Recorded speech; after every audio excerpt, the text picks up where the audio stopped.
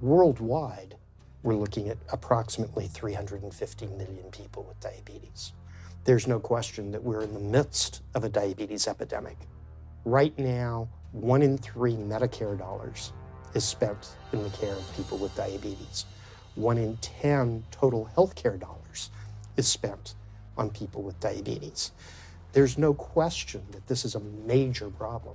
What in particular is the correlation with the diet and diabetes? I'm not going to get into that. Into diet? No.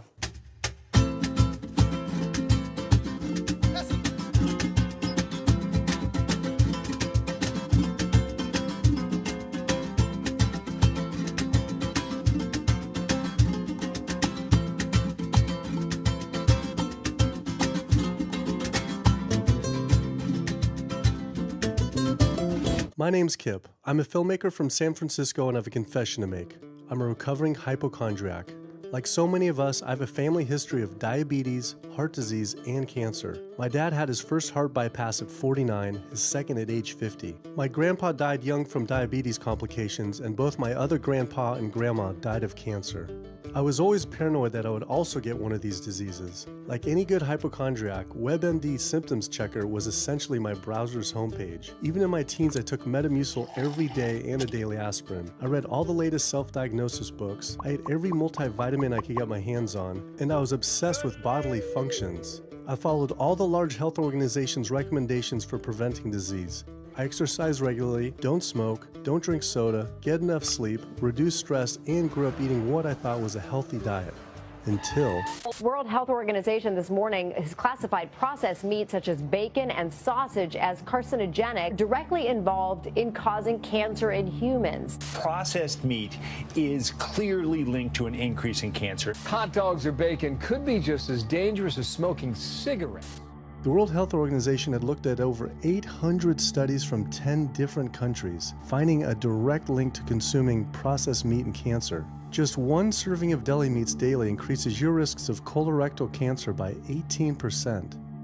I had no idea that what we ate affected cancer rates, but I never felt like I had eaten a lot of processed meats until I realized that processed meat includes hot dogs, bacon, sausage, salami, ham, pepperoni, cold cuts, and deli slices, basically everything I grew up eating. The World Health Organization classifies processed meat as a Group 1 carcinogen, the same group as cigarettes, asbestos, and plutonium, and classifies red meat as a Group 2 carcinogen.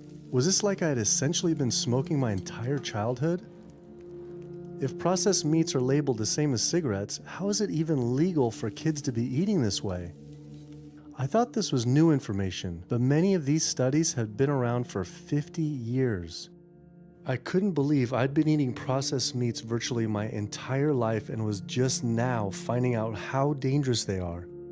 Why hadn't I been hearing about it from the American Cancer Society, the largest cancer group in the nation? When I went on their website, I was shocked to see that none of this information was featured on their homepage. But even more shocking, on their Eat Healthy page, they actually encouraged eating Group 1 carcinogenic foods like processed turkey and canned meats. This is after the World Health Organization reviewed over 800 studies definitively linking processed meat to cancer. Thank you for calling your American Cancer Society. My name is Sam. I'm a cancer information specialist. How may I help you today? Hi, I was calling because I was wondering why you all recommend people to eat processed meat on your website, which the World Health Organization has classified as a Group 1 carcinogen, which is in the same class as tobacco smoking, asbestos, and plutonium.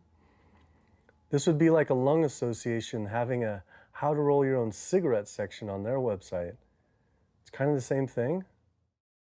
But let me just place you on a brief hold because He wasn't able to answer my questions and said someone would get back with me. I had always been concerned about cancer because both my grandma and grandpa died of cancer. I wondered if things would have been different had they known the link between diet and this terrible disease. In the US, 1 out of every 4 deaths is from cancer. Oh, sweet. American Cancer Society rep confirmed an interview this week. So we just went in for the interview with the American Cancer Society rep, and the security guard said there's no interview scheduled. So I went into my phone, and it turns out last night, after I told her that the interview is going to be about the correlation between diet and cancer, she said she could no longer do the interview. After repeated emails asking why she was declining my interview to simply talk about diet and cancer, she stopped responding altogether. Why would an American Cancer Society rep not want to talk about this? I was, however, able to connect with a growing movement of doctors who are willing to talk about the link between the standard American diet and disease. And it goes beyond just cancer. I took my old trusty van, Super Blue, once again out on the road. 2/3 of adults are now overweight or obese, and we have an epidemic cascade of debilitating disease that's overcoming the country. There's no way we can sustain the current style of care with the epidemic that we're creating with our diet and lifestyle choices. The diabetes, the arthritis, the heart disease, the dementia, the obesity, the cancers are affecting about 70% of deaths. All the data is that those 70% of deaths and morbidity are largely lifestyle related and preventable. Most kids by age 10 in the U.S. already have fatty streaks in their arteries, the first stage of atherosclerosis leading to heart attacks, strokes. Here in American medicine, we operate from the disease model. We are in the business of treating sick people. We are not in the business of trying to prevent people from becoming sick. When you look at chronic disease risk, all the things that we walk around worrying about, actually dietary choices trump smoking when it comes to those risks. If I could deliver one message to the researchers who are looking for the cause of diabetes and the cause of clogged arteries and the cause of high blood pressure and the cause of obesity, I would tell them the answer's in 3 words. It's the food. It's what Americans are eating. Today, with 2/3 of Americans being overweight, clearly there's a food issue. In the next 25 years, 1 out of every 3 Americans will have diabetes. My name's Michael Abdallah. I'm from Atlanta, Georgia, and unfortunately I was diagnosed about 10 years ago with diabetes, and 8 years ago I had 2 stents put in. I don't know where to go, I don't know what to do. You're just like out of options and you don't know what to do. You're taking medicine, you listen to this doctor, and the cardiologist says take this, and the endocrinologist says take that. Then your general practitioner doctor says you don't know what's going on here. And it's a real challenging thing, and it's something that you don't want to get it. You just don't want to get it. Government and media almost exclusively blame lack of exercise and sugary foods as a cause of diabetes. But I wanted to talk with an actual expert on the role of diet and diabetes. I went to speak with premier physician, diabetes expert, and researcher, Dr. Neil Barnard. What role does sugar play in causing diabetes? It drives me crazy. Diabetes is not and never was caused by eating a high carbohydrate diet, and it's not caused by eating sugar. The cause of diabetes is a diet that builds up the amount of fat into the blood. I'm talking about a typical meat-based, animal-based diet. You can look into the muscle cells of the human body and you find that they're building up tiny particles of fat that's causing insulin resistance. What that means is the sugar that is naturally from the foods that you're eating can't get into the cells where it belongs. It builds up in the blood, and that's diabetes. I had never heard that meat was associated with causing diabetes. We had always been told that sugar or obesity caused it. Renowned weight loss bariatric surgeon Dr. Garth Davis, though, agreed. Everyone thinks that you get diabetic because of carbs. They did a huge study in that EPIC study, 500,000 people. Carbs consumption was inversely related with diabetes. In other words, the more carbs someone ate, the less diabetes they had. But meat was strongly correlated. Get that aha moment. The starches, the carbs are good for you. They're not bad for you. This idea that carbs make you fat is utterly ridiculous. Carbs cannot make you fat in and of themselves. We have storage in our muscles and in our liver for carbs called glycogen. So when we eat carbs, we either store it or we burn it. Now, eat fat, that goes straight to your fat. Your body can't turn those carbs into fat unless you're really overdoing the calories. Obesity, it's a death sentence. You're at much higher risk of getting cancer. You're almost certainly going to get diabetes. I mean, no one wants to fat shame, and we all want everybody to be comfortable with our bodies, but this movement to be comfortable with our bodies has made us comfortable with being sick, and that's a huge problem. I go into the hospital and I look around me, people on dialysis, all these sick people, and just about every disease in there is because of what people are eating. Here's the thing. If I eat a sugary cookie, The sugar lures you in like the Trojan horse, but waiting inside that cookie is a huge load of butter or shortening, and that's what fattens you up, and that's the part that leads to the diabetes. It's the fatty foods, not really so much the sugar. It's not that sugar is good for you. There's no nutrients in it. It's excess calories. But when you eat sugar, you don't get inflammation right away. When you eat sugar, you're not getting plaques forming in your vessels. When you're eating sugar, your body's going to store most of it as glycogen or burn it as calories. And so this focus on sugar has taken all the focus off meat, dairy, eggs, pork, turkey, chicken. People need to understand, if their child gets diabetes, you've just taken 19 years off their lifespan. We're talking life and death. I realized there was so much more about diet and disease that I hadn't ever learned. It felt as if this information had been practically withheld. Processed meat causes cancer. Sugar doesn't cause diabetes.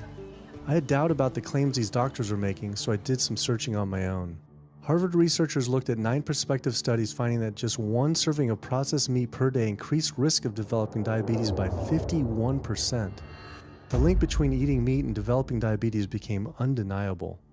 But when I went on the leading diabetes organization's website, the American Diabetes Association, not only did they not have this information front and center, they were featuring recipes for red and processed meat. And on their recipes for healthy living, they had bacon-wrapped shrimp? What the hell? All right, send an email to American Diabetes Association, see if they'll get back to us. As destructive as diabetes is, it pales in comparison to heart disease. Over 17 million people die every year from cardiovascular disease. It is the leading cause of death around the world. Nearly 1 out of every 3 people will die from this disease. The amount of people who die from cardiovascular disease is the equivalent of 4 jumbo jets crashing every single hour, every single day, every single year. My name is Amy Resnick, and I'm from Swampscott, Massachusetts, a little bit north of Boston. And I recently went to my doctor for asthma because I had a very hard time breathing. And while there, she did some blood work, and one of the tests was C-reactive protein, and on a scale there was a scale of 1 to 3, 1 being low for cardiac event, 3 being high for cardiac event, and my number was 10.82. What does that mean? That means I am on the road for a heart attack, and she said probably within the next 30 days. 30 days? 30 days, if I'm going the way I was going. I take this for my heart arrhythmia, take this for pain, oxycodone for pain, and lorazepam for stress, cyclobenzaprine for a muscle relaxer. Also take Topamax and Prozac. And I also use a CPAP machine to help me breathe. And my asthma has been so bad this past year, I use it during the day as well to get some air. I am tired when I wake up. I'm tired during the day. I take a nap. I'm still tired. I can't breathe. And I know I need to make a change for my health, or else I'm not going to be here for my family. When we speak of heart disease, I would say the role of alcohol is pretty small. The role of sugar is very small too. Smoking is big, but the good news is that most people have quit or never did smoke. The problem with animal-based diet, its contribution to heart disease is huge and it is pervasive. All this expensive imaging, procedures, bypasses, medication, none of which has one solitary single thing to do with the causation of the illness. So you die of a completely benign foodborne illness that never had its causation treated. When we eat these kind of dead meat bacteria toxins, within minutes, you get this burst of inflammation within your system such that you basically paralyze your arteries. You get this stiffening of the arteries, their inability to relax normally in half. So it's not like decades down the road eating unhealthy, there'll be some damage. No, we're talking damage right then and there within minutes of it going into our mouth. Many people are given the diagnosis of Alzheimer's disease when it's not true Alzheimer's at all. The vast majority of people suffer dementia due to their tiny blood vessels in their brain clogging up. up and their nerve cells being shortchanged of oxygenated blood. And guess where that blood vessel dementia comes from? Those little tiny arteries are clogging up from that steady stream of fat, cholesterol, etc. It's really quite clear from the standpoint of cancer and the standpoint of cardiovascular disease that animal protein plays an enormous role. Is chicken better? It's a question of whether you want to be shot or hung.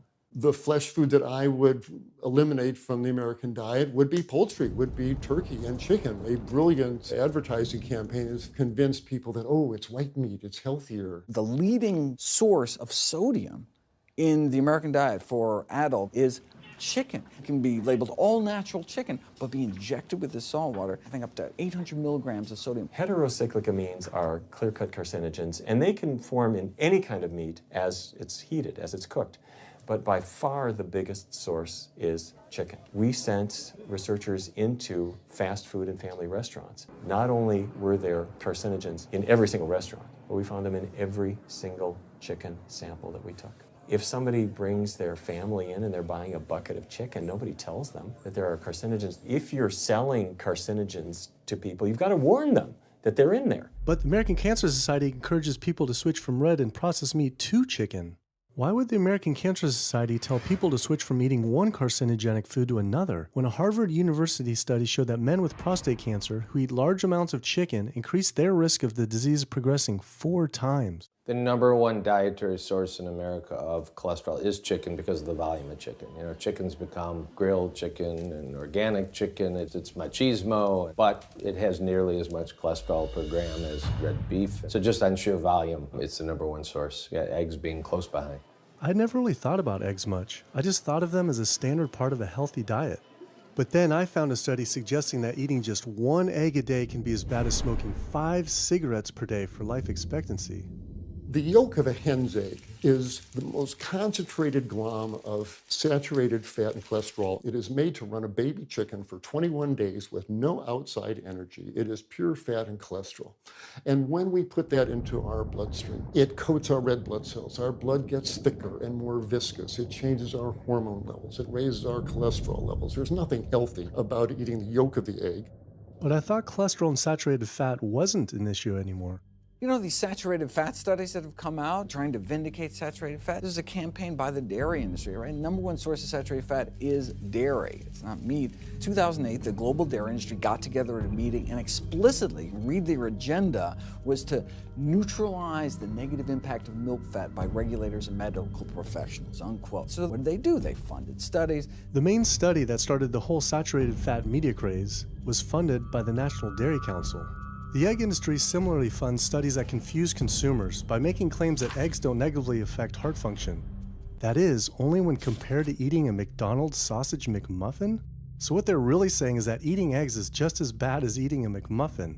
When you eat foods like beef or steak or a processed meat, a hot dog, you're not just getting saturated fat. You're also getting other additional toxins that are in that food. There's heme iron, carcinogens, processing chemicals. This is all a lot more complicated than just looking at saturated fat. You know, the strategy is not on making their products any safer. The strategy is to just try to confuse the public, to introduce doubt. You know, there's a famous tobacco industry memo. It's called "Doubt is Our Product." That's all they had to do. They didn't have to convince Americans that smoking was healthy, right? They just had to introduce doubt. Then they would win. If there's just enough controversy, people kind of throw up their hands, I don't know what to eat. Confusion is their game. I really don't think people thought what they ate led to heart disease. They think, oh, it's genetic, my parents had it. And I don't think people really think that what they ate led to diabetes. I think, oh, my parents had it, I was gonna get it. And certainly cancer, they don't think that way. People have bad lifestyles that they've inherited environmentally. They've been exposed to a certain way of eating and living that they've carried on into their adulthood, passed on to their children. That is why they go on to develop the same diseases that their parents and grandparents may have had before them. But it is not inevitable. Even if you have a genetic predisposition, doesn't mean it's going to necessarily manifest. And what determines whether it manifests or not may be those epigenetic variables, the things that you can control, the environmental factors, the dietary factors, the lifestyle factors. So we can actually change the expression of genes, tumor-suppressing genes, tumor-activating genes, by what we eat, what we put into our body. So, you know, even if you've been dealt a bad genetic deck, you can still reshuffle it with diet. I had always thought that I would develop heart disease at a young age because both my dad and grandpa had heart attacks. I was taught that they were genetic, but their heart attacks probably had less to do with genes and more to do with their diets high in meat. That's why when I went on the American Heart Association's Heart Healthy Recipes page, I could not believe they had an entire section on beef recipes. This was just like the American Cancer Society encouraging eating Group 1 carcinogens on their site. Meatloaf, pork loin, steak on your recipe list? Are you kidding me? It's like this menu is trying to give people heart attacks. At your website, we noticed Heart Healthy Recipes, and we were kind of bewildered by why there's a bunch of recipes on, a whole section on beef recipes, and there's also a section on egg recipes when there's such a strong link between beef, red meat, and heart disease. I honestly don't know because I don't do that, I guess. That's not what I do. Another organization rep that wasn't able to answer my questions, but he said that he'd have someone get in touch shortly. I was, however, able to talk to the president of the American College of Cardiology, Dr. Kim Williams. So the American College of Cardiology is a 47,000 member and growing organization with a dedicated mission to reduce heart disease and to improve patients' lives. And if you look at the incidence of hypertension and diabetes and mortality in men, they actually get reduced as you go higher and higher in terms of how much you restrict animal products. What about fish? So fish is a little different. You've got the 4 worries, which is PCBs, mercury, saturated fat, and cholesterol. And the cholesterol is all over the place. You can hit tuna in water, that'll be almost less than a glass of milk, to salmon or tilapia, which is higher than a pork chop. If you look objectively at fish, what you find is they've become essentially mercury sponges. And that's why in many parts of the country they warn you, don't have more than so many of these fish a week because it's getting too much mercury can kill you. Fish are eaten by bigger fish who are eaten by bigger fish, and these pesticides and herbicides bioaccumulate in the fish flesh. And these big fish, including the salmon, which people think is the healthiest fish, truth is the amount of pesticides and herbicides in the flesh of these fish are shocking, and they have estrogenic and cancer-promoting properties in them. They'll say, well, but don't sardines have less concentration of toxic waste product than other ones? Something being less toxic doesn't make it healthy. It just makes it less toxic. Farmed fish is by no means healthier. All the antibiotics that these animals have to be fed, similar to chickens and turkeys kept in confinement. These fish get infections. They get fungal infections, they get bacterial infections. You've got to feed them antifungals, antibiotics, and these substances accumulate in the fish flesh as well. I always knew that pollution was bad for our health, but I had never thought about the environmental pollutants affecting food. Dioxins, being the most toxic man-made chemicals known to science, cause all sorts of things. They cause endometriosis, they cause cancers, they cause endocrine disruption problems. Most of your exposure, 93% of it, comes from eating meat and dairy products because it climbs up in the food chain so effectively. So you can get exposed to living near these incinerators and breathing it, but it'll take you 14 years to breathe in as much dioxin as a cow will ingest by eating the grass in one day. And that dioxin will accumulate in its fat, which includes the milk and the meat, and anyone eating meat or dairy products is going to get that dose of dioxin, so it climbs up the food chain every step. Men have no way in their bodies to get rid of dioxins, but women have 2 ways. They're both involving having a baby. One is that dioxin crosses the placenta into the growing infant, and the other is that it comes out from the breast milk. So if you have a meat and dairy consuming mother breastfeeding that infant, then the highest impacts of toxic exposure like mercury and dioxins will go to that infant. Pregnant women are told, certain types of fish should be avoided. But what about all these other animal products which are introducing, imagine as the fetus is developing, introducing these very harmful toxins which create reproductive abnormalities, developmental problems, and hormonal issues right as the child is developing, the most critical stage of development. It does make you worry when people say, don't you want to have a little bit of milk because you're pregnant? Don't you want to have some fish because you're pregnant? Who do you think is going to get the chemicals that are in that? All these environmental toxins and toxins from the feed that they're being fed accumulate in their tissues and are released into the mother and unfortunately to the child when you eat these products when you're pregnant. So this includes antibiotics, hormones, steroids in animal feed. Commercial animals are largely fed GMO corn and soy, which are very laden in pesticides. PCBs have been banned since the 70s, but they persist in the environment. Dioxins, all of these compounds can create hormonal, reproductive, developmental damage as well. Eating organic beef, poultry, pork, or fish will not help you avoid contaminants like mercury, like dioxins, like strontium-90, because they fall out over all sorts of farm fields and water bodies, and they don't skip over the organic fields. And so really the contaminants are coming in regardless of how these animals are raised. I had always been concerned about the possible health impacts of GMOs, but then found out that most of the world's GMO crops are actually consumed by livestock, with dairy cows consuming the most per animal. This fact, with everything I'd learned about bioaccumulation, made dairy terrifying, especially considering how much cheese I ate in my life. Cheese is an amazing product when you think about it. It's probably one of the single best foods at compromising health that you're going to actually feed to people. Think about it. You've got an animal product, so you've got all the issues of biological concentration. You have a highly processed food product, and not only does it have naturally a lot of saturated fat, but you put a lot of salt into it. There's a strong link between dairy foods and autoimmune diseases, and so that can show itself up as excessive production of mucus and exacerbation of asthma in kids who are prone to that, and even adults. And also there's an association between dairy foods and multiple sclerosis and type 1 diabetes, which is an autoimmune disease, and other rheumatologic problems. Cow's milk is baby calf growth fluid. That's what the stuff is. There's absolutely no child or human on earth who actually needs the milk of a cow any more than they need the milk of a giraffe or a mouse. Most people in the world are lactose intolerant. I mean, that's the normal state of affairs. Why would your body create this enzyme to digest lactose after weaning, after infancy? It doesn't make any sense. 73% of African Americans are lactose intolerant, 95% of Asians, roughly 70% of Native Americans, and about 53% of Hispanic Americans are lactose intolerant. Our government is encouraging Americans of color to eat foods that it knows is going to make them ill. Ultimately, what that boils down to is the government is telling me as an African American to eat food that's going to make me ill for no health benefit so that it will benefit dairy farmers. That's a form of institutionalized racism. Yeah, milk is a risky food for human consumption. As a pediatrician, I see on a daily basis children suffering from conditions that are linked or associated to dairy consumption, such as eczema, acne, constipation, acid reflux, iron deficiency, anemia.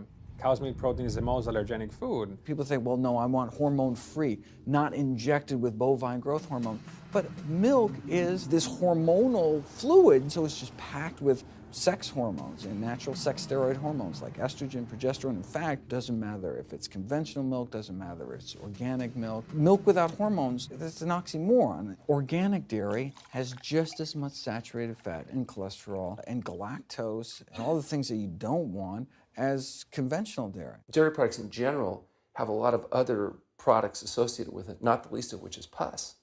I mean, they actually have laws limiting how much pus you can actually have in a milk and still sell it. I believe it's like 750,000 pus cells per cc. Because, I mean, you wouldn't want too much pus and it'd be like pure pus. People might object. In fact, you could think of cheese as kind of coagulated cow pus, if you would. But I was always told that we need milk for strong bones. I'm Jane Chapman, and not too long ago, finally got some x-rays of the hips and back. Severe bilateral osteoarthritis of the hips. And actually, I'm scheduled for 2 hip replacements. That's bone on bone. It's the grinding of the joints. My stability is scary. I hold on to the walls if I'm at home. I've been told to use a walker. I'm only 61. This is not how you're supposed to live when you're this old. I have a really hard time believing that that's all that's left.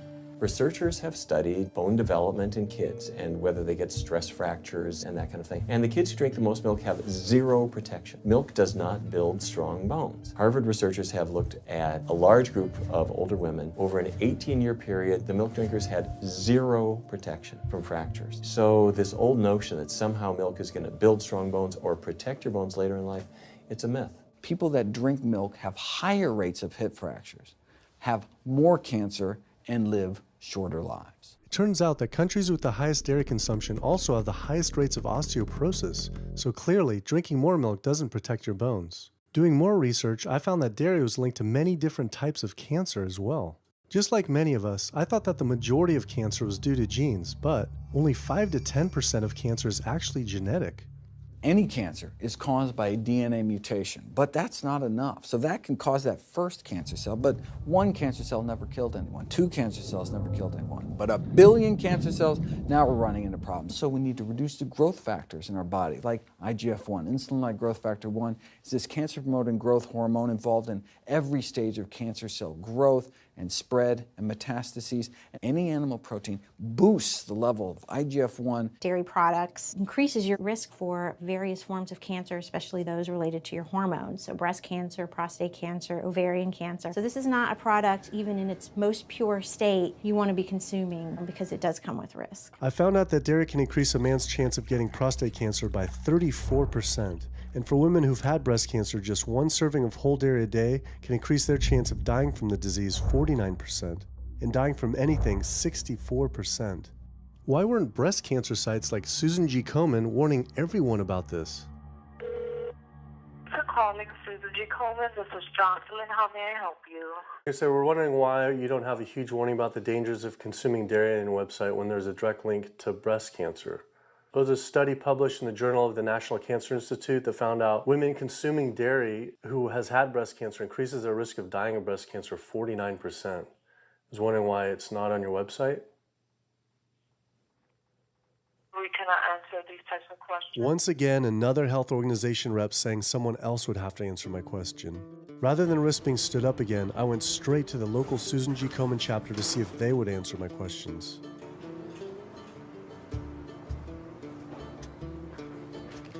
They didn't want to answer my questions in person either, and told us to stop filming, but promised they would connect me to the national office directly.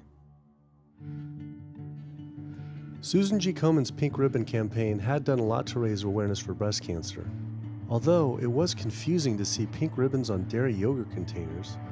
Breast cancer can be prevented with a healthy diet and lifestyle, but we're not. We're talking about pink ribbons and putting all the money into research for the cure. I, for one, know that I would want my daughter, my mother, me, I want to focus on not getting to that point, and that's where I would like to see more energy and effort put. I had been a hardcore cheeseaholic virtually my entire life, despite the risks, but like so many others, I seem to have been addicted to it.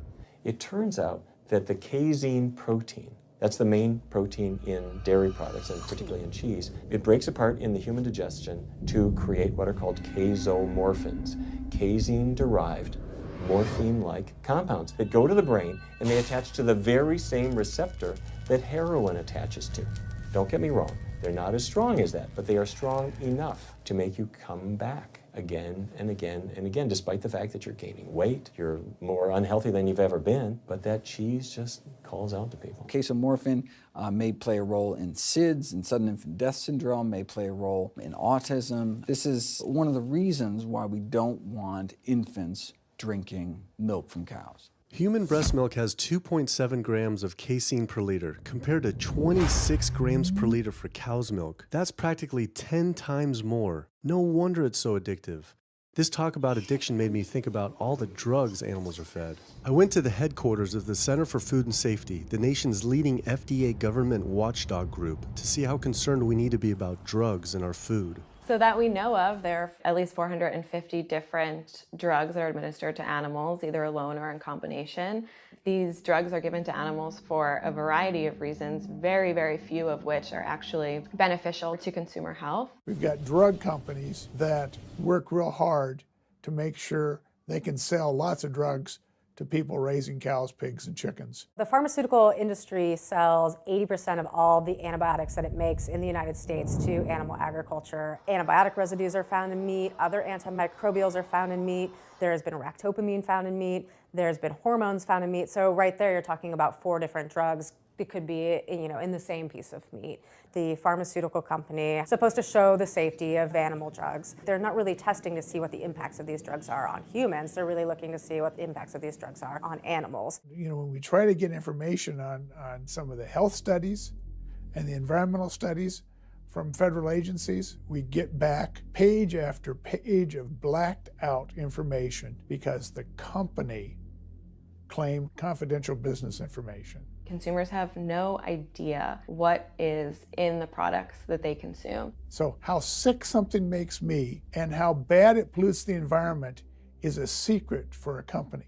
In the animal agriculture industry, as in the tobacco industry, these companies really have a vested interest in making sure that the public doesn't have information about their effects and what risks are really posed to consuming them. You have this system where animals are living in their own waste, they're living next to animals that are sick or even dead, and they're stuck in cages with these animals. The bacteria tends to spread, so that the pathogens that are being created in these filthy conditions are breeding resistance to antibiotics, and the public are becoming exposed to those. We already have people dying from salmonella and other things that you eat. We're having about 3,000 people die every year in the United States. That's more than the number of people that were killed in 9/11 in the Twin Towers in New York. If we had some terrorist organization killing 3,000 people a year, we would be all over it. The antibiotic-resistant bacteria deaths that we have, on top of that, you get 20,000 people dying a year. That's 7 9/11s every year. Can you imagine if that many people were being killed by some terrorist group in the United States every year? We would find them. You know, the World Health Organization has said we're nearing a post-antibiotic era in medicine. You'll be at risk in minor surgery to have a fatal infection. You'll be at risk going to the dentist if you have a tooth extracted. Or it'll be like Civil War medicine. You get an infection in your leg and you cut your leg off. So you have this very dangerous situation. By crowding these animals in, they become a perfect engine for generating a new flu virus that can come out into the community. If you lived near a swine spray field, not even the CAFO, but the waste disposal field, you were 3 times more likely to have a MRSA infection. You can't see how it impacts the average person's life in Duplin County, North Carolina, and not be a little upset about it. From an environmental standpoint, from a community standpoint, from all other aspects, North Carolina, we're in a state of emergency. We've already had bouts of swine flu, or H1N1 as they prefer to refer to it. That particular swine flu incident was originated on a farm here in North Carolina. There's approximately the same number of hogs in North Carolina as there are people. Between 8 to 10 times the amount of feces is produced by a hog, an adult hog, as compared to an adult human. 10 million pigs in North Carolina produce the waste equal to 100 million humans. This is the equivalent of the entire U.S. eastern seaboard flushing their toilets into North Carolina. But there is no waste treatment. The pigs' waste falls through slats in the floors of the sheds they are forced to live in. It is then pumped into giant waste pits, which leach into rivers and streams, and is pumped out unfiltered onto fields, further polluting the environment and neighboring health. When you go back and you look at where these hog facilities are located, there's a disproportionate number of them that are located near communities of color, low-income communities. It is definitely a human rights issue. My sister, she have asthma, and you know, her brother, he have asthma. He's 3, and we don't know what she might have. I have asthma, I have sinus, I have sarcoidosis, that's the bacteria, and I have a pacemaker, which is 6 sinus syndrome. But you know, mostly everybody in this neighborhood got asthma or either cancer. My neighbor there died from cancer probably just last year. My nephew down the street, he's got cancer. He's in terminal cancer, stage 4. He's not a smoker, not a drinker. And it's not in his lungs. It's in his lymph nodes. But see, if you live here and saw the way they do, you wouldn't eat no pork. Well, I don't eat bacon because I know where it comes from. When they die, they go into a box and they decompose because they swell, especially from the heat. A truck come and pick them up, take them to the processing plant in Rose Hill, round them up into feed, and feed it back to the hogs. If I come out this door, if he's spraying there, it's gonna come in my face. It hit you right in the face. It smells like something that you have never smelled before. It smells worse than a dead body. It's the family graveyard. I have my grandmother out there, my sisters, my brothers. When we go to the funeral, he used to spray. During the funeral? During the funeral, yes, during the funeral. Yeah, he spray. And when the people come, everybody be closing their nose up, saying how it stink. They can want to have a cookout on Sunday, he'll spray. Do you think he does it on purpose? I think so, because he just sprays Sunday. He always sprays Sunday. And in most of these area hog houses and turkey house is in the black area or the Hispanic area. It's either or. Do you think it's also a civil rights issue? Yes, yes, I do. Yes, I do.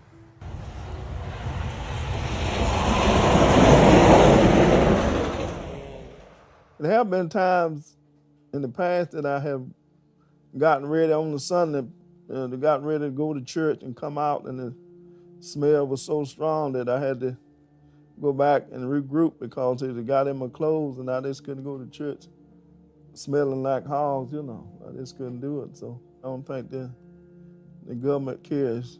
They care more about cooperation than do people, individuals. And they're going to keep on, they're going to put more chickens in this state. This is the feast season. You're in capital of the world right here in North Carolina. My state, look, there's a blue line stream right here come into my property almost, and the Contentney Creek right here. I've seen that blue line stream now filled with feces and urine from that hog pen, and they can say, well, we feed the world. They're not interested in feeding the world. They're interested in making money. You take the money away from them, they'll let the folks starve. Because if you want to feed the world, you can feed the world with more corn, using corn and wheat and stuff like that, and you can meat. Meat is a luxury item. When we are doing things that hurt other people, we're wrong. But a lot of good people will sit there and eat bacon knowing that it's causing someone else to be very unhappy. I woke up the next morning to find the Burden River had experienced another massive fish kill from the pollution running off hog farms. Tens of thousands of fish were washing up on shore. All this talk about health, I realized that I was only focused on personal health. But health started to mean so much more to me. It was about health of my family and our communities. I couldn't under good conscience support an industry that I knew was harming others. Pollution from animal agriculture isn't just an issue in North Carolina, though. Raising animals for food produces more greenhouse gases than the entire transportation sector. It is a leading cause of rainforest destruction, species extinction, ocean dead zones, and freshwater consumption.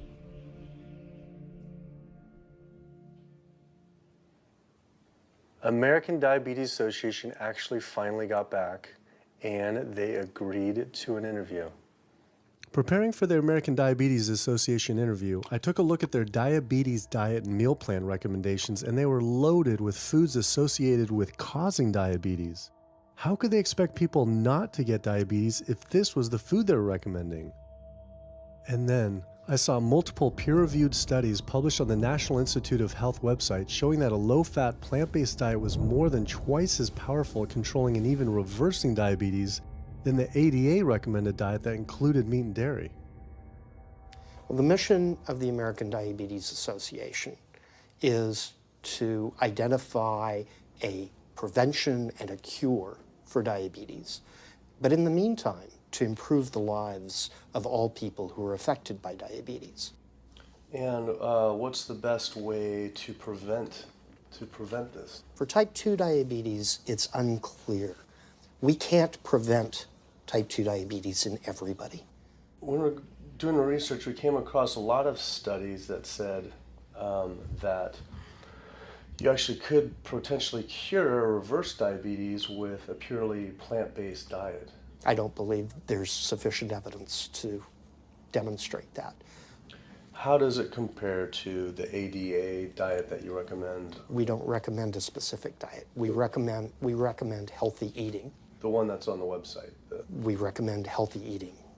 There is. Do you have a whole? You have a whole list of exact day-to-day, the meal plan, the whole meal plan? All they are selections of foods to consider.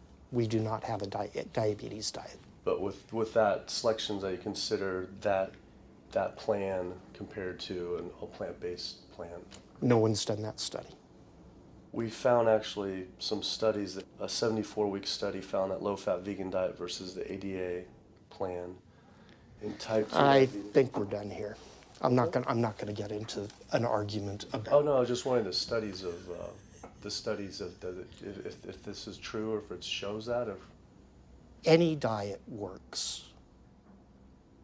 Any diet works if people follow it.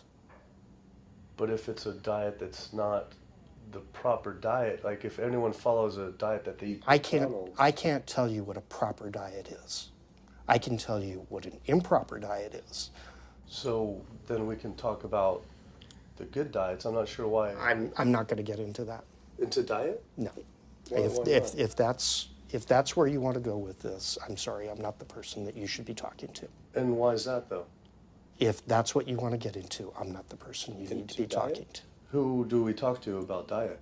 You can talk to anybody you want. But that's interesting though. Why not recommend a diet? Because the data don't exist to support it. But if we see data that we looked up that supports it with, like, you know, the NIH, in Europe, the European Association of Diet. We're done.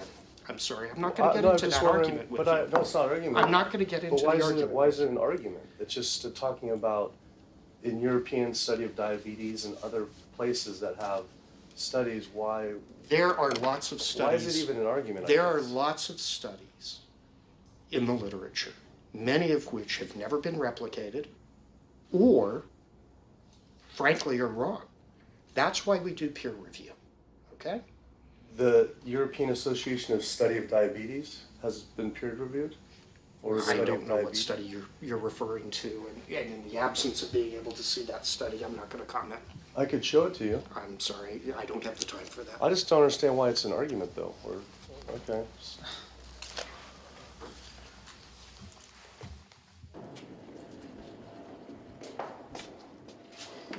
That was interesting. What he wanted to talk about was people living longer with diabetes. But once you mention eliminating diabetes or prevention, oh, whoa, now you cross the line. Prevention and cure, whoa, let's not go there.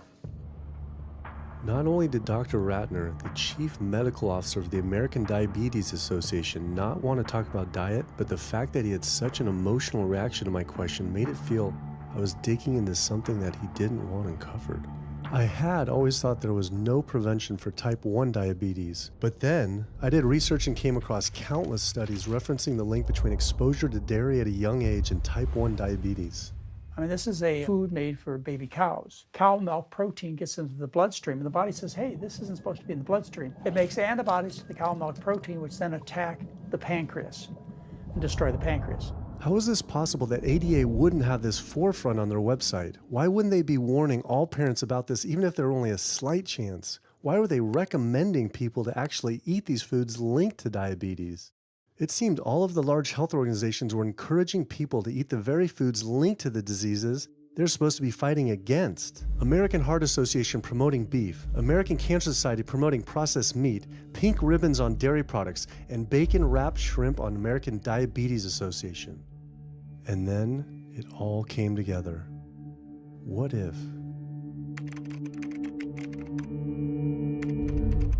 And there it was. The American Diabetes Association was taking money from Dannon, one of the world's largest dairy yogurt producers, Kraft Foods, makers of Velveeta processed cheese, Oscar Mayer processed meats, Lunchables processed kids meals, and Bumblebee Foods, makers of processed canned meats. American Cancer Society was taking money from Tyson, one of the world's largest meat producers, and Yum Brand, owner of Pizza Hut, KFC, and Taco Bell.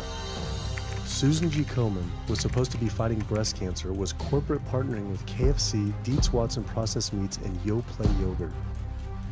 And the American Heart Association was probably the most disturbing of all, taking hundreds of thousands of dollars from the beef industry, poultry, and dairy producers, and millions from fast food and processed food manufacturers. Every single one of these organizations was taking money from meat and dairy companies that are associated with the causes of these diseases. This would be like the American Lung Association taking money from the tobacco industry. I was sick of not getting answers, so I went to the headquarters of these organizations myself. We have to speak to someone in person.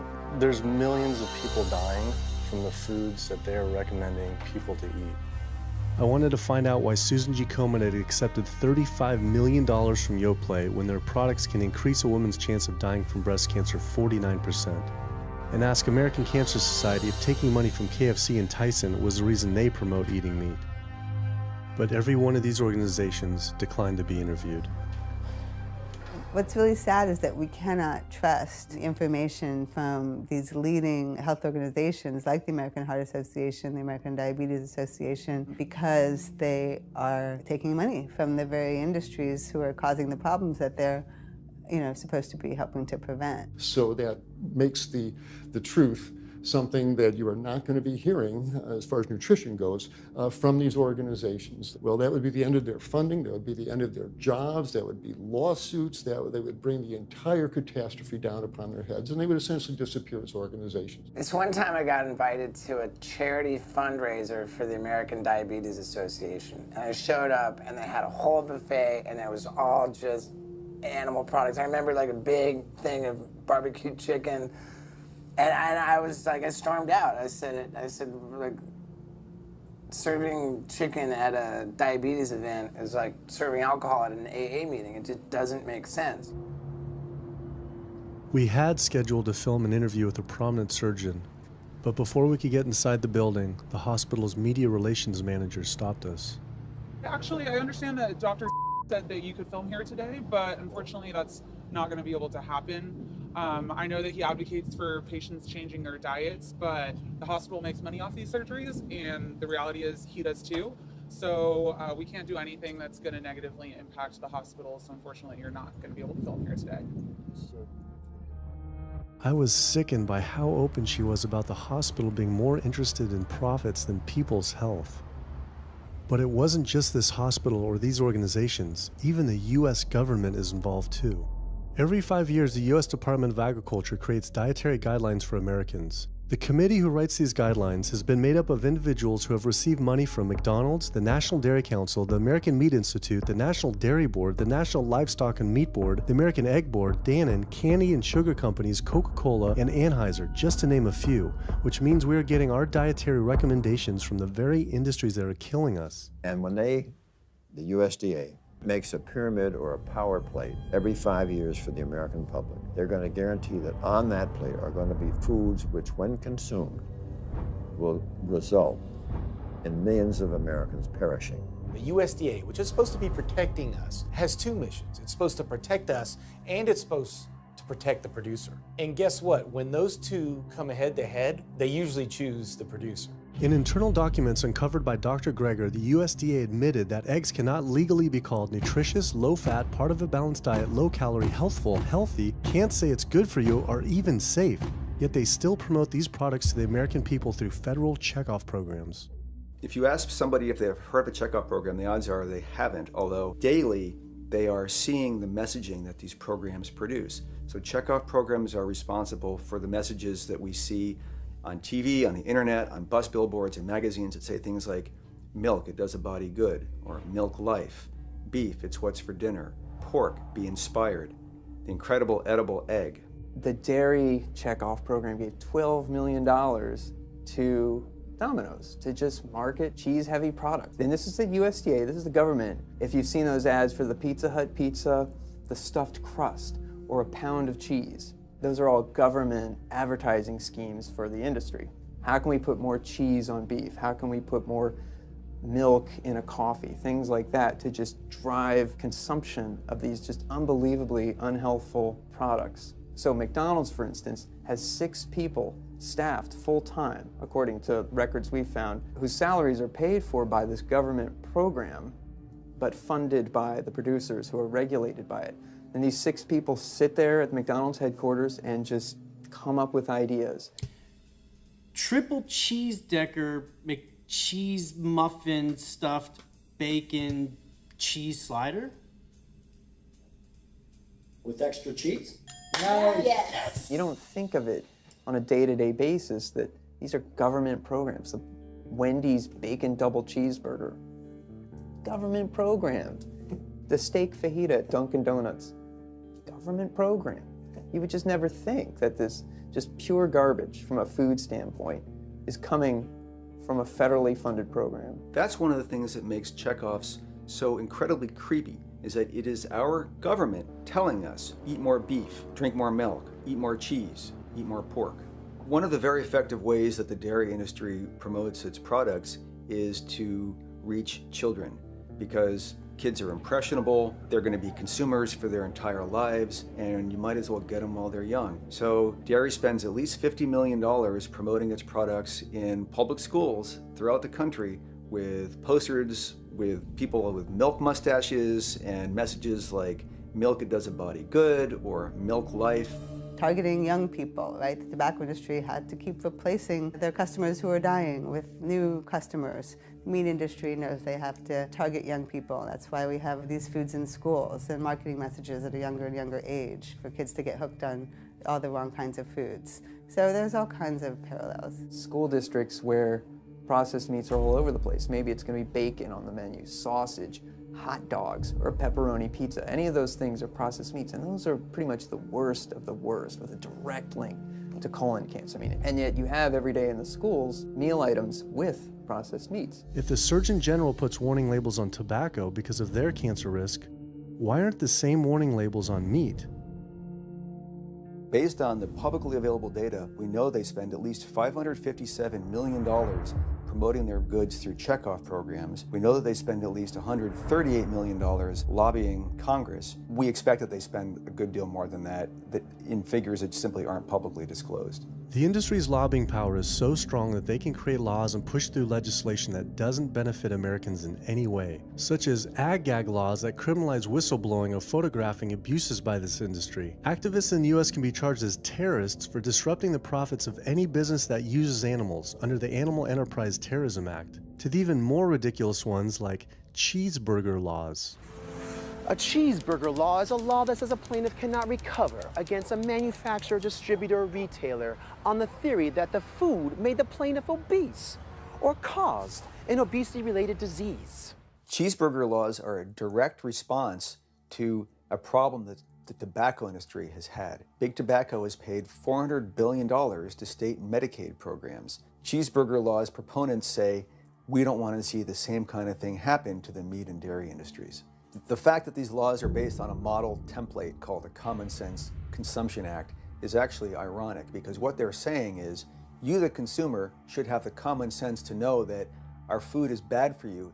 I've often typified the meat industry to people who maybe don't understand its power and reach, as it's got all the money of big tobacco and big pharma, and it has the personality of the National Rifle Association. So any little thing that comes up, man, they beat it to death. Robert Martin wasn't exaggerating. When the profits of the egg industry were threatened by egg alternative company Hampton Creek Foods, extremely disturbing emails were uncovered by Ryan Shapiro and Jeffrey Light. We uncovered documents demonstrating the American Egg Board considers Hampton Creek, quote, a crisis and major threat to the future of the American egg industry. The American Egg Board considers a successful egg replacer company to be such a threat that they joke on their government email addresses about murdering the CEO. In internal government emails with the heads of the egg industry, they suggest having the CEO of Hampton Creek, Josh Tetrick, murdered, including a menacing email from the executive director of the American Egg Board.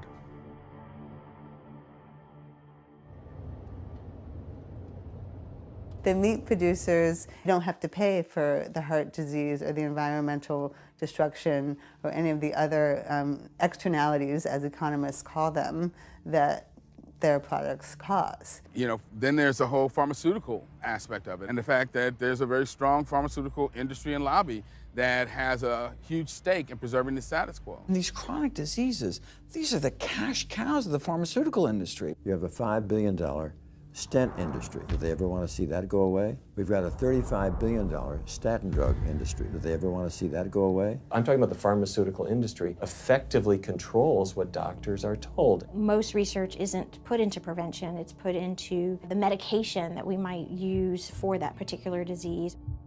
I'm on 2 different high blood pressure medicines, 6 asthma type medicines, even after 4 years of shots. And then another medicine to help take care of side effects from some of those medicines. I'm on high-level antidepressants, a couple of different pain meds for my back and hips. I'm taking about 16 drugs, not counting the insulin in the morning. I take insulin morning, insulin night, 32 to 34 units of insulin. Lantus to be exact. Some of these meds are for diabetes. This is for peeing. I have to use this for my prostate, and then I have to use this for the heart, and I have to use this for blood pressure. And it's just on and on and on and on.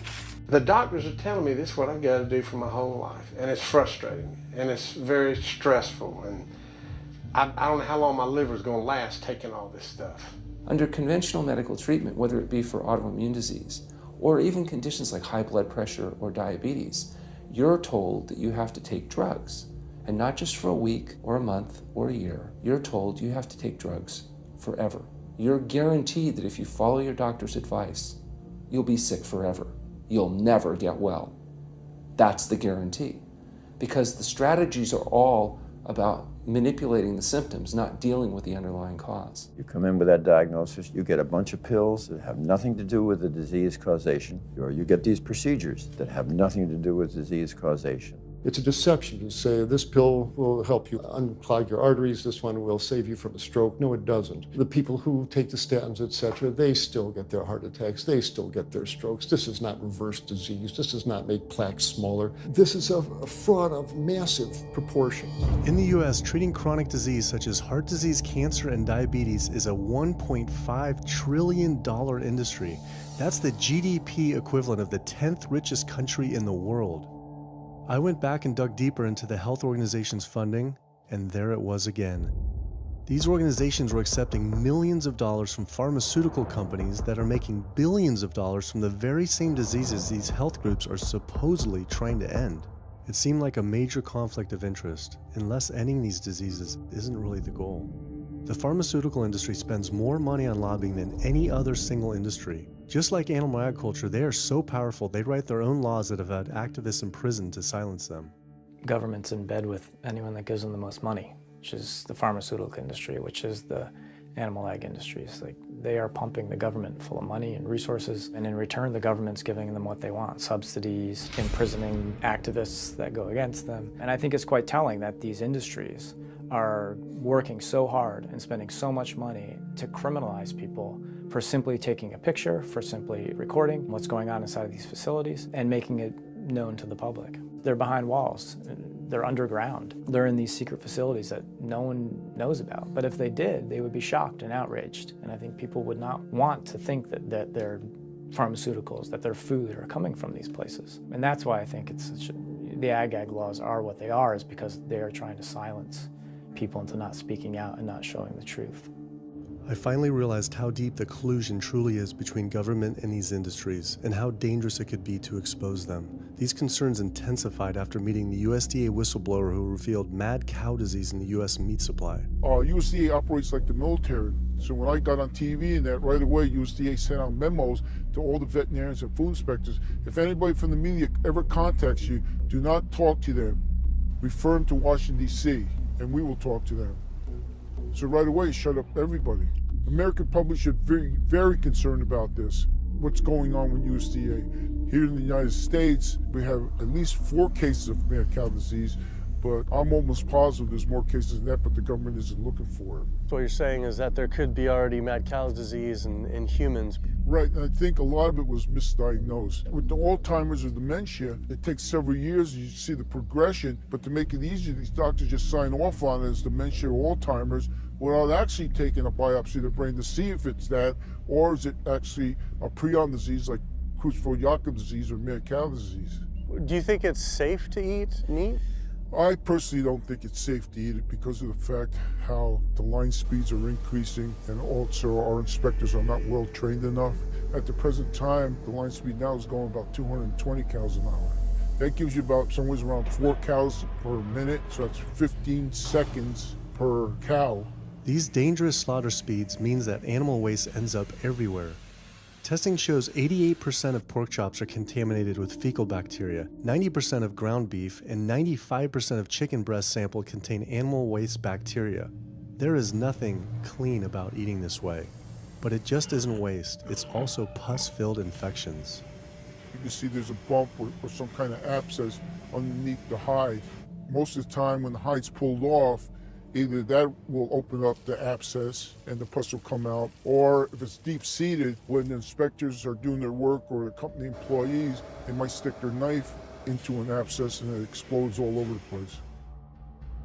I had heard enough. I was utterly disgusted by the corruption, the greed, the disease, and the abuse I was learning about.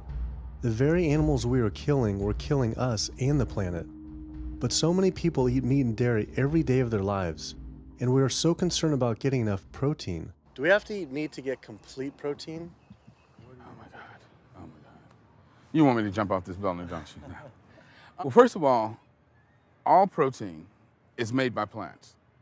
I'll state that again for the record. All protein is initially made by plants, all of it.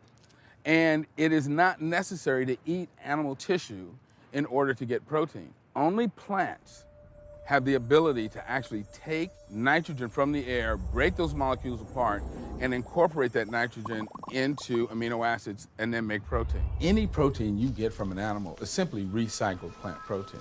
If you ate a diet that was calorically adequate, and even things like brown rice and broccoli, and you got enough of it, you'd get enough both quantity and quality of protein. 2,000 calories of brown rice and broccoli is going to be about 80 grams of protein a day, including the essential amino acids that you need in order to maintain optimum health. I mean, grains are loaded with protein. Beans are loaded with protein. Vegetables are loaded with protein. You really want to get your protein from plants because plant proteins have a much more beneficial effect on our physiology. The funny thing about protein is most Americans get about twice the amount they need. Most Americans get less than half the amount of fiber they need. But the conversation tends to always be about protein. So in my mind, it's just this magical marketing campaign that protein has taken on over the decades. The question is not where do you get your protein, it's where do you get your fiber? I have never in my professional career seen a protein deficiency. I've never seen someone come in eating normal amounts of calories and they're protein deficient. You just don't see that. So human milk has the lowest protein content ever in any species ever tested. I mean, that's the fluid that's been designed by evolution over millions of years. And that's just like the perfect food for human babies, right? Perfect food, lowest protein content any other mammal. And so it gives a sense of kind of protein requirements for anything. So look, then rat milk, ape milk, donkey milk, any milk has ever been tested. And you hear this a lot in bodybuilders. They're like, well, I need, chicken, or I need fish to be, to be strong, to build muscle tissue. That is utter nonsense. The largest, strongest terrestrial animals on the planet are all herbivores. The biggest, strongest animals are all herbivores. When we bring in people and they're on meaty diets and we transition them to a plant-based diet, we always track what they're eating. Their vitamin intake goes up. Their nutrition overall goes up, dramatically better. And these same people might worry in advance, will I get the nutrition that I need on a plant-based diet? The fact is, you're not getting the nutrition you need on a meat-based diet, and you're going to get dramatically better nutrition on a plant-based diet. For an average-sized guy like myself, I need about 56 grams of protein a day. That's optimum. Probably I really need 30 to 40 grams a day. Diets that are really high in these protein create diabetes, create heart disease, create cancer, create the diseases that I'm treating on a daily basis. But this is the opposite of what all the high-protein diet fads say. The food you eat determines the bacteria that live in your gut. Well, you eat animal flesh every day. You are summoning up bacteria that eat carnitine. And those bacteria will turn that carnitine into a molecule called trimethylamine. Your liver then turns that into trimethylamine oxide. That's a molecule from hell. That molecule drives cholesterol into the artery walls. And the people who are consuming this flesh-based diet are contributing to plaque building up. They may lose weight on this diet, and that's good. But what's happening inside your arteries, paleo friends? What's happening is that plaque is building up, and these are the folks who drop dead at the gym at 39. Boy, he was lean and he looked really good. But where is that cholesterol going? It's going into your artery walls. So I believe these paleo folks are setting themselves up for an epidemic of clogged arteries, colon cancers, autoimmune diseases. This is not a healthy diet. We are not carnivorous apes. Humans' closest living relatives are chimps, who get 97% of their calories from plants and the remaining 3% mostly from insects. Comparing the anatomy of true omnivores like bears, who eat both meat and plants, to frugivores like primates, who eat almost exclusively plants, the differences are pretty clear. Frugivore teeth have flat molars for chewing plants, where omnivore teeth are serrated for stabbing and tearing flesh. Frugivore jaws can move forward and back and side to side. Omnivore jaws cannot. Omnivores have much stronger stomach acid for digesting meat compared to less acidic stomach acid of frugivores. The intestines of frugivores is 9 times their body length compared to 3 times for omnivores. This is because meat will putrefy in the gut unless it is moved through quickly. If humans were indeed true omnivores, we would need to change our physiology and appearance quite a lot. But we fit every requirement of a frugivore.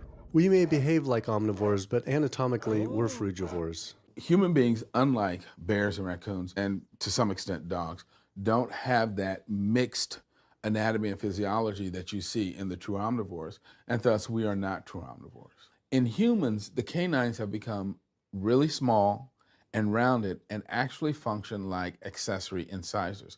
They're utterly useless for ripping and tearing anything other than an envelope. So the idea that the mere presence of the canine somehow means that we're supposed to eat meat is silly. He was right. I always thought my canines were for meat, but what kind of animal could I actually kill and eat raw with these tiny teeth? The thought alone was disgusting. I mean, everybody loves a smoothie made with fruit and even some vegetables, but if you think about putting a fish or a piece of beef in a blender and grinding it up, the thought is absolutely repulsive. All these diseases I had learned about were from eating a diet our body wasn't designed for. What would happen if we started eating a diet our body actually was designed for? The data is crystal clear that you can stop and reverse heart disease with plant-based diets. Scientifically shown, I've seen it in my own patients. People who adopt low-fat plant-based diets can actually reverse their heart disease, and that literally means watching the plaque start to go away, something they didn't think could happen. My experience with patients is, and those studies show, that when people adopt a fully plant-based diet, their cholesterol levels plummet within a few days. And if you do blood tests in a couple of weeks, you'll see dramatic improvements. Yes, your numbers are going to look great within a week or two. Your cholesterol can come crashing down. In fact, if you're on medications, your doctor may have to pull off your blood pressure medications so your blood pressure don't drop too low because it can work too good. Like that, the side effect is not having to take drugs. In a groundbreaking study published by Dr. Esselstyn following patients suffering from cardiovascular disease, 99.4% were able to avoid major cardiac events by going plant-based. Because it's not just heart disease. It's hypertension, it's diabetes, it's strokes, it's heart attacks, it's several of the autoimmune diseases, lupus, asthma, GERD, osteoporosis. I mean, there's a multitude of diseases, even rheumatoid arthritis. It can be so dramatic. When you see these poor souls with just absolutely crippled with rheumatoid arthritis go plant-based, then they come off their medication. I wanted to follow up with Jane Chapman, who had been suffering from severe osteoarthritis, and I could not believe what I saw after only a few weeks of fasting and changing her diet. So it's so amazing. See, like this only a few weeks later. I know. From going from the walker, needing wheelchair assistance at the airport, to strolling down the street, enjoying the fresh air, the sunshine. 2 weeks. It's all it took, 2 weeks to get off all the meds and start to feel the inflammation just kind of drain out of the body, where the movement was much easier. Just a lot of healing occurred very, very rapidly just by doing the right things for your body. When you're treating diseases with drugs, you know, there's one drug you take for cholesterol, a different class of drugs you take for high blood pressure, different class of drugs you take for diabetes.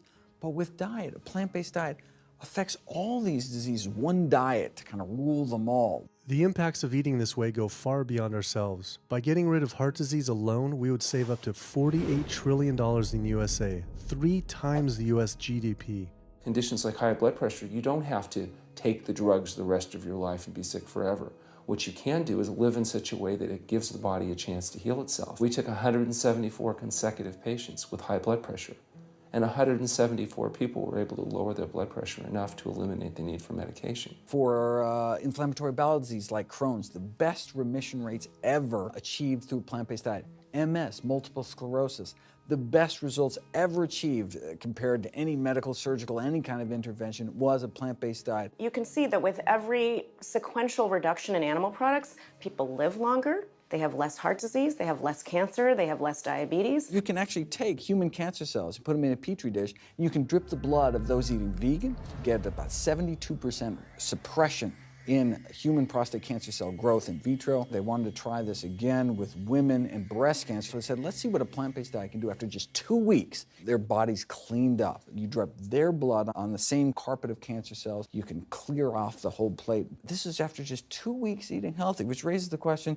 what kind of blood do we want in our bodies? My background is in industrial and systems engineering, and that was my career path for a long time until I got thyroid cancer, and everything changed from there.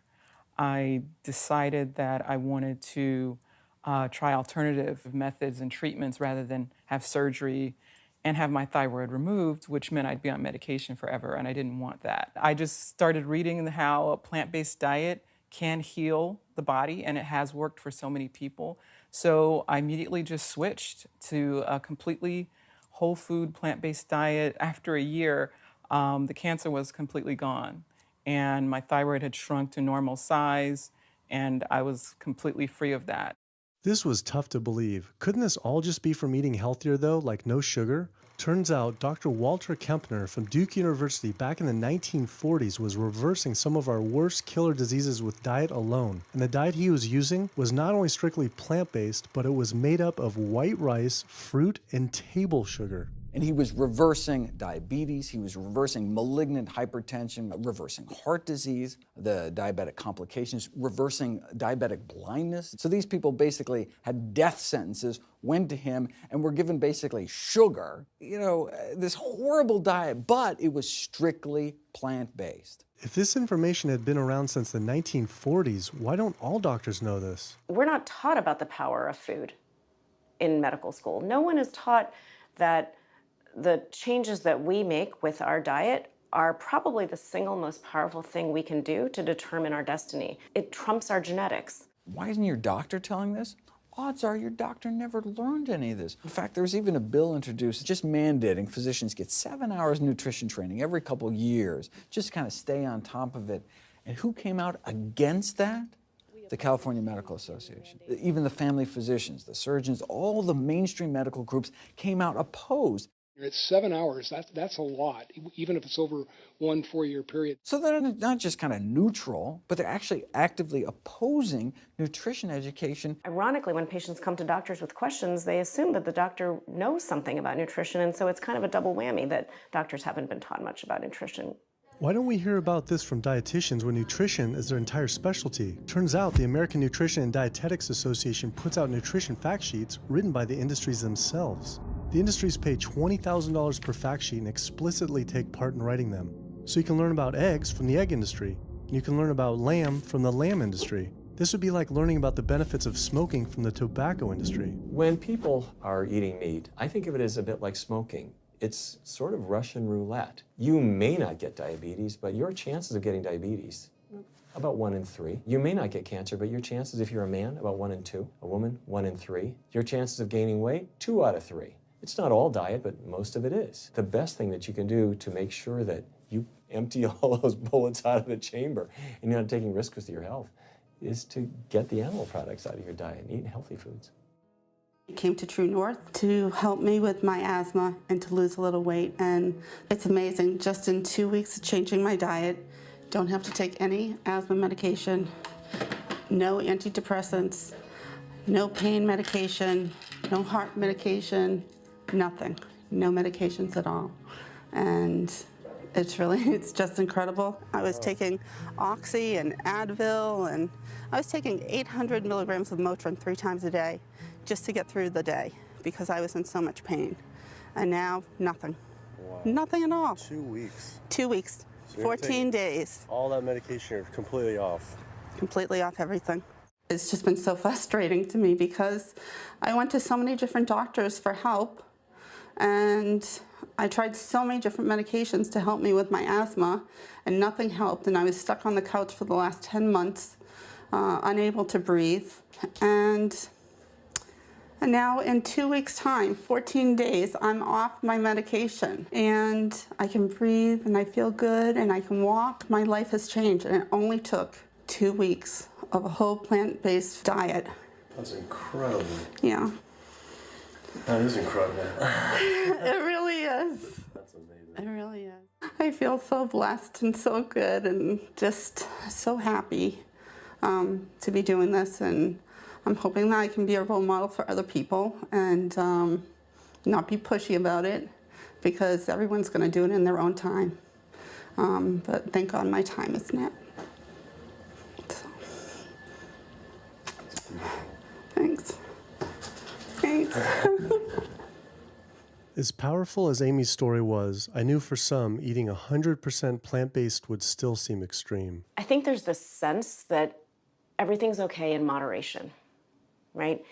But we haven't seen that moderation works. There really isn't a study that shows that by eating meat and eggs in moderation, you can actually turn your heart disease around and get better. But I know people who've given up meat and they felt sick. Yeah, it's unlikely that anybody's symptoms are caused by a dead, decaying flesh deficiency.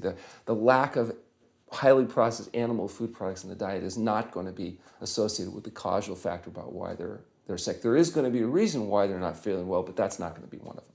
So I've had people go vegan and they come back to me and they're like, I'm hypothyroid and my doctor says I'm hypothyroid because plant-based diet makes you hypothyroid. I'm like, so what does your doctor tell all his meat eaters that are hypothyroid? Well, what's an animal flesh or dairy that you can't get in plant-based?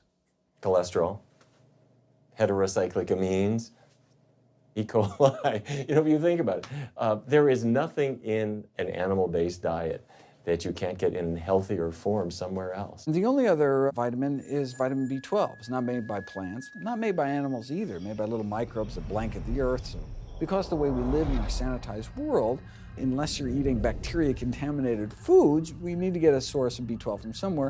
And so the healthiest, cheapest, safest source is to get a vitamin B12 fortified food or vitamin B12 supplement, not to get it from meat and dairy. What about people who say they have to eat meat for their blood type or their genes? I mean, it's like I need meat because I'm a Capricorn, or I need meat because I have an A+ blood. I mean, it's like, what do you say? No one has to eat meat. I mean, there's no vitamin, mineral, nutrient that you can't get from non-animal sources. Valentine's Day, I decided to go vegan and give up all meat, which was never in my thoughts in a million years, but I've heard so much success from people that are vegan. And so I gave up all animal products whatsoever. I've lost 29 pounds. I've been able to cut my meds in half. I've been able to cut my insulin in half. And now I'm going for the moon. I'm going to cut it all out. In the last 6 weeks, we've just had 3 grandchildren. And my ugly face is going to be around to see them graduate from high school and college. I'm going to be here. My mission is to let everybody know you do not have to suffer from diabetes and cancer and heart disease because someone in your family had it or because the doctors are telling you this is what's going to happen. You can take charge of your health and have a positive outcome just like I did. The reason I'm so committed to this is, my grandmother had diabetes and I didn't know what I know now about healing the body. And if I did, I feel like she could have lived at least a few years longer. And so it's in her honor that I do what I do. Because I could save someone else's grandmother, aunt, uncle, father from that, you know. So I'm excited about getting the message out there. There's a common belief that eating plant-based is expensive. Not at all. It can be done in a very inexpensive way where you buy foods that are in season and you shop in the bulk bins, and that saves a lot of money. You can eliminate a lot of your expenses on your grocery bill by not buying meat and dairy because those things are expensive. Our meal plan for a family of 4 is $25 per person in the family. 2064 is your total. 2064, whoa. That's for an entire week of food. Really? An exploding movement of elite athletes are utilizing vegan diets to heal injuries, speed recovery times, and enhance their performance. Before I was vegan, I was only bench pressing 315 like 5 times. Then after going vegan, I was doing 400, 425, 465. And I was like, oh my God, this is amazing. I'm vegan and I'm bench pressing 465 pounds. This is ridiculous. And as soon as I went vegan, tendinitis started disappearing. My strength in my right arm started coming back. High blood pressure was going down. You can't be strong and be dying on the inside. That's not strong. That's weak. That's really weak because yeah, you look big and strong on the outside. Yeah, big man. No, but your heart's crying for help on the inside. You're dying. I'm a professional parkour athlete, a two-time world freerunning champion, and more recently I got into Ninja Warrior where I'm captain of Team Europe as we won USA versus the world. For something like Ninja Warrior and parkour specifically, you really need to have a good strength to body weight ratio. So I was carrying mass that I really didn't need. And when I went vegan, I lost 15, 20 pounds. I was more agile, I was more efficient, more stamina in my body. Just that extra bit of pop that I didn't have before, it just gave me that extra strength. So this is a very vibrant way to live. It can enhance you as an athlete. For me, 100% better athlete than I was before. It unlocked a whole new chapter of my training. The science is there, the health is there, the athletes are there proving that you don't need to eat dead animals to be strong, to be healthy. I started working out when I was 47 years old. All the muscles you see, I gained as vegan. I gained 15 pounds of muscles on my body, eating all plant-based vegan foods. All the aches and pains in my body, it just went away. Because I'm not ingesting so many inflaming foods, the acidic foods that animal products are. Gorillas, rhinos, and elephants, they all get their muscles and strength from eating plants. That's what I do. I travel all around the world for my surfing, and I've always been able to eat vegan. I feel like if you want something, you can make it happen. I just don't make any excuses. I would never not be vegan now that I know all the benefits and now that I know how it feels to be vegan. Every aspect of my life has been improved by adopting this lifestyle. I feel better, I perform better athletically, I sleep better, my energy with my kids is better, my focus at work is better, everything is better. My skin cleared up, kept myself trim for 9 years now doing this. All I can tell you is that I felt and I continue to feel better than I ever felt before. My friend Jason Lester and I were the first people to do this challenge called Epic 5, which entailed doing 5 Ironmans on 5 Hawaiian islands in under a week. An Ironman is a 2.4-mile swim followed by a 112-mile bike and then running a marathon, 26.2 miles after that. So we did 5 of those in a row on 5 different islands in a little under a week. Yeah. You almost die? Yeah. Where'd you Didn't get die. So I guess the famous question, where'd you get your protein in there? From plants. Like so many people, I was looking for excuses not to change my diet. But once I finally did, I felt liberated. Within days, I could feel the blood running through my veins with a new vitality. Within weeks, I felt a transformation throughout my entire body and mind. Not only could I survive on a purely plant-based vegan diet, I could thrive. I felt amazing. I competed in my first marathon in 6 years, training half the amount and beat my personal record by 23 minutes. Less than a month later, I did my first full Ironman. Although I could possibly get away with eating a little bit of meat and dairy without ill effects to my personal health, I could no longer willingly support an industry I knew was causing so much suffering to communities, families, and all life on the planet. A whole new world opened up. I felt whole again, connected to a greater sense of what true health is, and where true health doesn't end with me, but begins with us. If people adopted a plant-based diet, the changes we would see in our individual health, in our national health situation, and in this physical environmental world we live in would be so profound.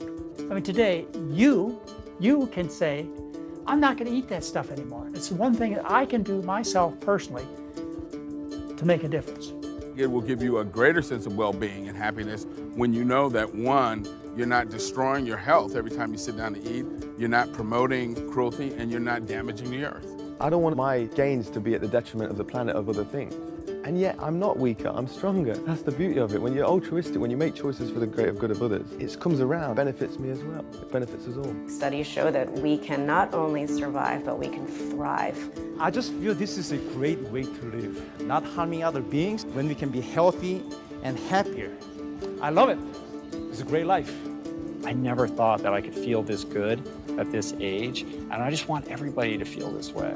I feel like a 20-year-old. I'm almost 50. Nothing tastes as good as healthy feels, basically. And so the choices that we make every single day, day in and day out, around our food, has the capacity to bring us true health and optimal wellness, not just individually, but collectively, as a species and for our planet. We're not going to live forever, but while we are alive, we can live well. And for me as a doctor, that's what I want to see. Where there's a will, there is a way. And I believe that.